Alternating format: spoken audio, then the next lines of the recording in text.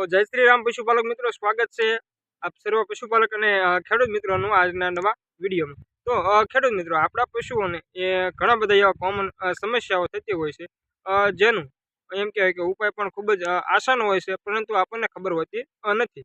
તો આજે પણ આપણે વાત કરીશું કે આપણા પશુઓને એવી એક કોમન સમસ્યા રહે છે કે પશુઓના આસળમાં દૂધ આવતું બંધ થઈ જાય છે।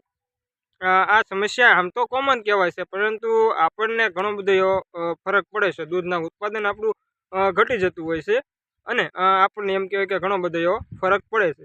તો આજે તેના માટે એક સરસ મજાનો વિડીયો લઈને આવ્યા છો તમારા સમક્ષ। તો આજે વાત કરવી તેના વિશે। તો પશુઓને જે આ સમસ્યા હોય આ આમ તો કોમન હોય છે, પરંતુ આપણને ઘણો બધો એવો ફેર પડી જાય છે। દૂધનું ઉત્પાદન ઘટી જાય છે, જેનાથી આપણને નુકસાન પણ જોવા મળે છે। હવે વાત કરીએ તો આના સોલ્યુશન વિશે અને કઈ રીતનું આમાં નિવારણ થઈ શકે તેના વિશે વાત કરવી।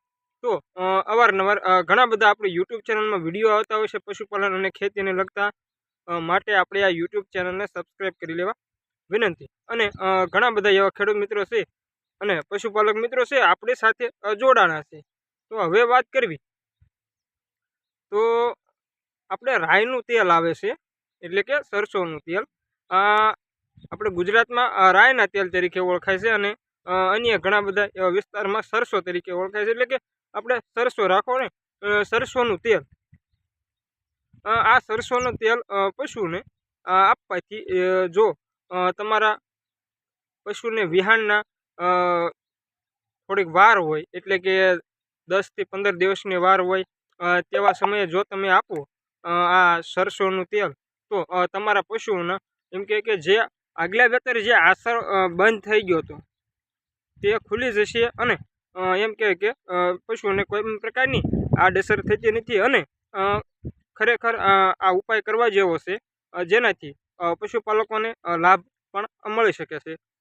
અને અવારનવાર ઘણા બધા આપણી યુટ્યુબ ચેનલમાં વિડીયો અપલોડ કરવામાં આવે છે, માટે અમારી યુટ્યુબ ચેનલને સબસ્ક્રાઈબ કરી લેવા વિનંતી, જેનાથી આવીને આવી ખૂબ જ સરસ મજાની માહિતી તમારા સુધી પહોંચાડતા અમે રહેવી।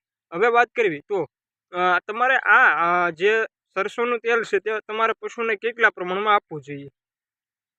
જે સરસોનું તેલ છે તે તમારે 250 ગ્રામ આપવું જોઈએ, 1 ટકનું, એટલે કે એક પશુને 250 ગ્રામ।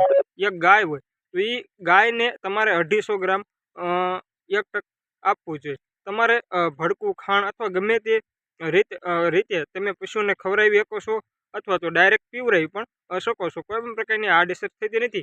આવીને આવી જ માહિતી માટે અમારી આ ચેનલને સબસ્ક્રાઈબ કરી લેવા વિનંતી। આપણે માત્ર એક જ વાર તમારે આ પશુને આપવાનું રહેશે, વારંવાર આપવું નહીં, નકર એમાં આડઅસર પણ થઈ શકે છે।